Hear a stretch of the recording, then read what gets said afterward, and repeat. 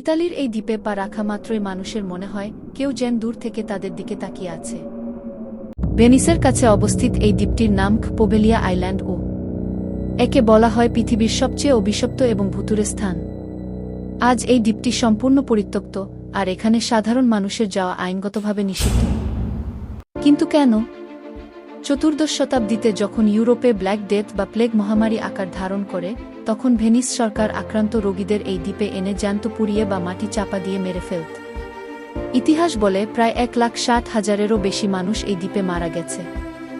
এমনকি এখানকার মাটির 50% মানুষের পুড়ে যাওয়া ছাই আর হাড় দিয়ে তৈরি। এর কালো ইতিহাস এখানেই শেষ নয়। 1922 সালে এখানে একটি মানসিক হাসপাতাল খোলা হয়। শোনা যায় সেখানকার এক পাগলা ডাক্তার রোগীদের উপর অমানুষিক নির্যাতন ও এক্সপেরিমেন্ট চালাত। পরবর্তীতে সে নিজেই হাসপাতালের চূড়া থেকে লাফিয়ে পড়ে রহস্যময়ভাবে মারা যায়। আপনি কি কখনো এমন কোনো হন্টেড প্লেসে যেতে চাইবেন? কমেন্টে জানান।